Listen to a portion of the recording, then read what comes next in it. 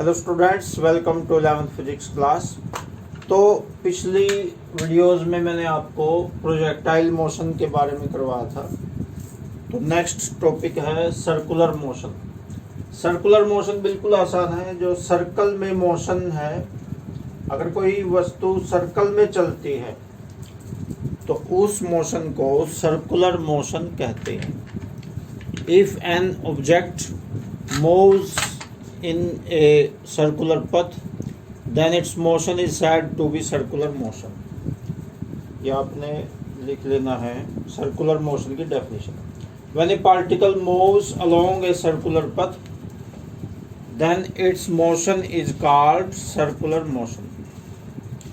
और अगर वो कांस्टेंट स्पीड से चलता है, एक समान चाल से चलता है, बिल्कुल ऐसे कम ज़्यादा नहीं होता, कांस्टेंट स्पीड से चलता है, तो फिर उसकी मोशन को कहते हैं यूनिफॉर्म सर्कुलर मोशन। यूनिफॉर्म का मतलब एक समान। अब देखो आगे आएगा इसमें next topic angular displacement. Angular displacement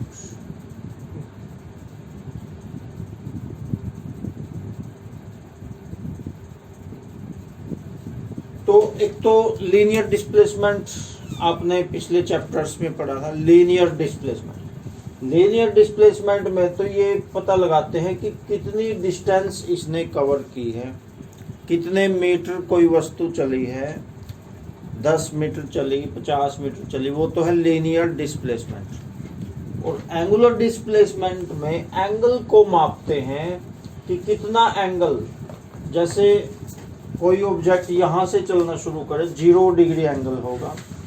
अब ऐसे चलना शुरू करेगा, सेंटर से देखना कितना एंगल बनेगा, ये सेंटर से तो चलना शुरू करेगा, एंगल बढ़ता जाएगा बढ़ता जाएगा बढ़ता जाएगा, यहाँ 90 डिग्री हो गया, फिर और चलता रहे बढ़ता रहे बढ़ता रहे, यहाँ 180 हो गया, फिर चलता रहे फिर 270 हो गया, फिर चलता रहे, वापस वहीं पे आ जाए एक चक्कर पूरा करके, तो फिर बनेगा 360 डिग्री। इसीलिए कहते हैं कि सर्कल का जो एंगल होता है वो 360 डिग्री का होता है।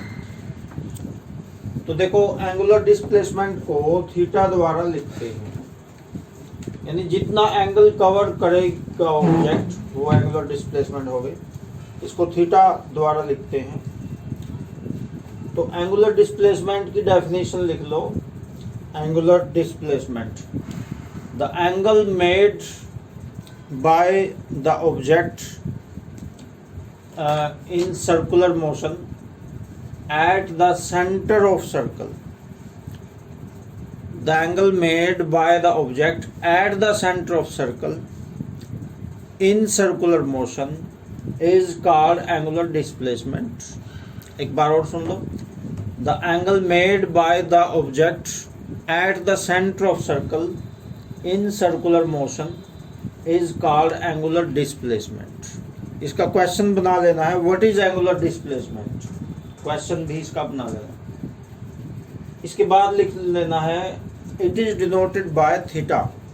एंगुलर डिस्प्लेसमेंट को थीटा द्वारा लिखते हैं। It is denoted by theta, और थीटा का फॉर्मूला होता है length of arc upon radius. तो देखो ये कैसे बनेगा। जैसे मान लो कोई वस्तु, एक बार यहाँ पे मैं आपको रफ में बता देता हूँ। जैसे कोई ऑब्जेक्ट यहाँ से चलना शुरू करता है सर्कल में, ये रफ में मैं आपको बता देता हूँ। यहाँ से चलना शुरू करता है ए पॉइंट से, और वो यहाँ पे आ जाता है बी पॉइंट पे। तो कितना एंगल वो बनाएगा उसका फॉर्मूला बनेगा length of arc. Length of arc देखो, ए से बी तक की जो आर्क की लेंथ है, ए से बी तक जो आर्क की लेंथ है वो ऊपर आएगी, और जो रेडियस है वो नीचे आएगा। तो लेंथ ऑफ आर्क को रेडियस से डिवाइड कर देंगे तो एंगल आ जाएगा। लेंथ ऑफ आर्क जितनी भी बनेगी, मान लो सी पॉइंट तक एंगल निकालना है तो ए से सी की डिस्टेंस ले लेंगे, उसको फिर रेडियस से डिवाइड कर देंगे। Length of arc upon radius, this is formula of angular displacement. Angular displacement, अब इसकी यूनिट तो होती है रेडियन, आगे लिख लेना है the unit of angular displacement is radian, RADIAN, radian इसकी यूनिट होती है। और इसका डायमेंशनल फॉर्मूला होता है m की पावर 0, l की 0, t की 0। यानी डायमेंशनल फॉर्मूला नहीं है इसका।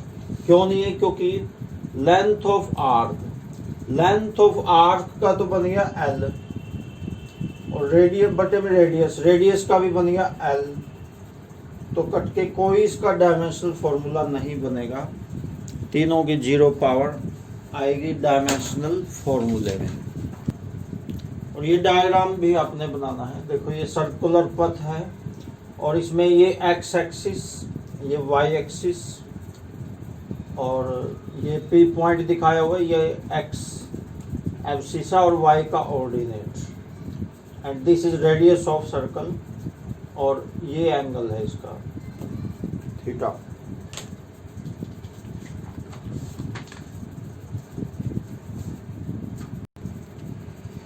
आगे नेक्स्ट टॉपिक है एंगुलर वेलोसिटी। क्वेश्चन बना लेना है व्हाट इज एंगुलर वेलोसिटी। तो एंगुलर वेलोसिटी क्या होता है? The rate of change of angle with respect to time is called angular velocity.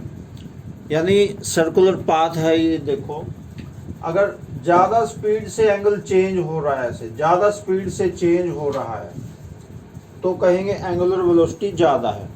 अगर एंगल धीरे धीरे चेंज होता है, आराम आराम से चेंज होता है, तो कहेंगे एंगुलर वेलोसिटी कम है। अब देखो सर्कुलर मोशन में दोनों वेलोसिटीज आती हैं, लीनियर वेलोसिटी भी आती है और एंगुलर वेलोसिटी भी आती है। लीनियर वेलोसिटी कैसे आएगी? जैसे ऑब्जेक्ट ऐसे मूव कर रहा है तो वो डिस्टेंस भी तो कवर कर रहा है भाई, 5 मीटर चला गया, 10 मीटर चला गया, 20 मीटर चला गया, तो डिस्टेंस भी तो कवर कर रहा है वो।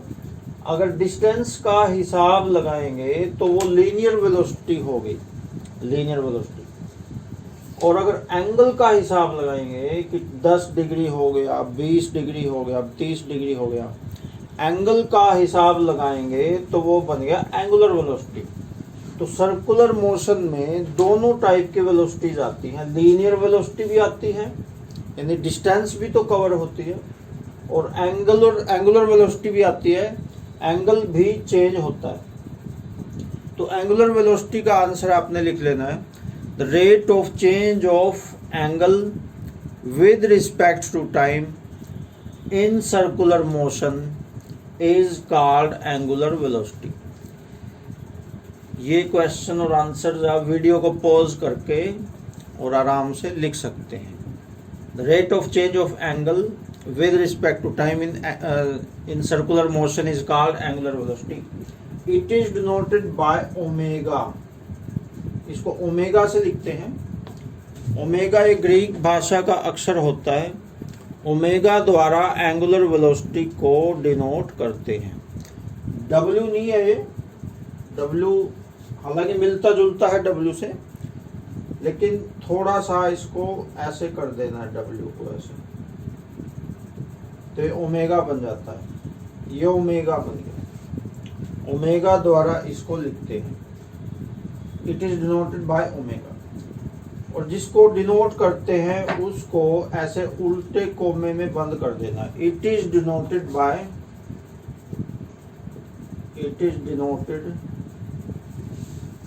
By omega. जैसे ओमेगा से डिनोट करते हैं ना, तो इसको ऐसे उल्टे कोमे में बंद कर देना है।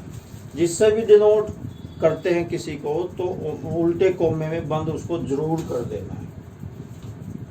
तो एंगुलर वेलोसिटी का फॉर्मूला बन जाएगा angle upon time, omega is equal to theta upon T.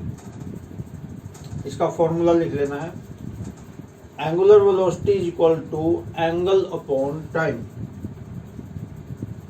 Angle upon time, यानी जितना एंगल बनेगा उसको टाइम से डिवाइड कर देंगे तो एंगुलर वेलोसिटी बन गई।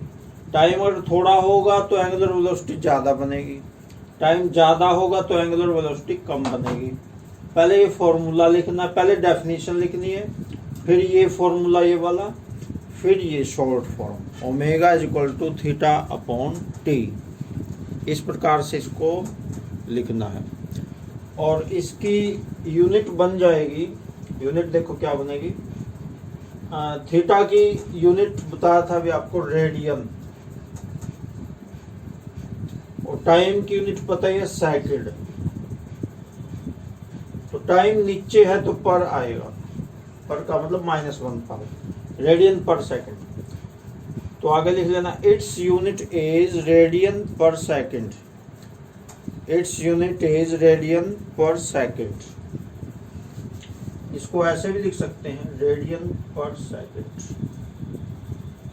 3 तरीके हैं इसके, एक तो ये तरीका है, एक ऐसे ये ओब्लिक लगा के, और एक ऐसे भी लिख सकते हैं रेडियन पर सेकंड।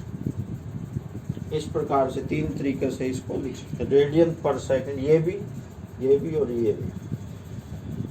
तो ये होगी इसकी यूनिट, एंगुलर वेलोसिटी की यूनिट रेडियन पर सेकंड होगी, रेडियन पर सेकंड। अब इसका डायमेंशनल फॉर्मूला बनाते हैं। तो dimensional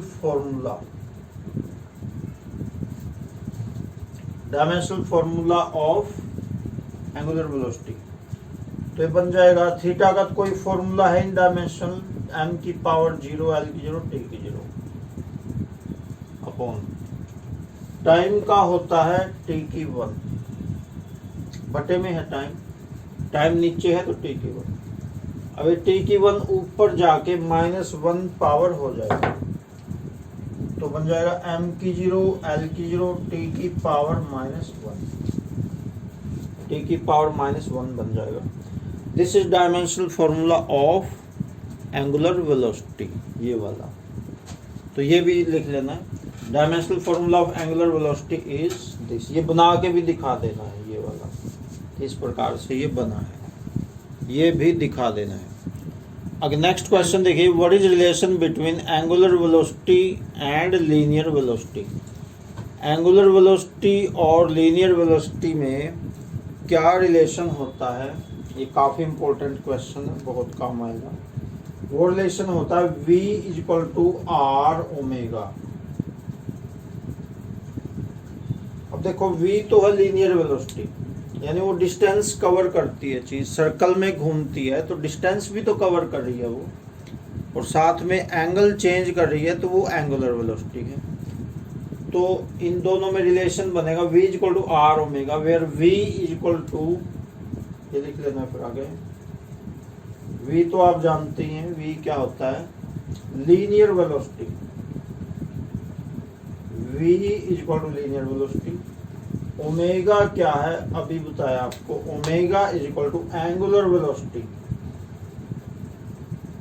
omega is angular velocity, and R पता ही आपको रेडियस, आर होता है रेडियस यानी त्रिज्या।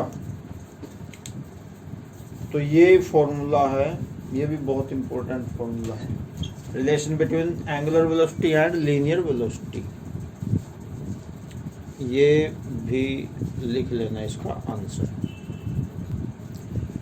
तो ये आज यही आपने करने हैं टॉपिक्स, और साथ में इन टॉपिक्स को बुक में से भी पढ़ना है। तो आज की वीडियो में इतना ही रहेगा। Okay, thanks.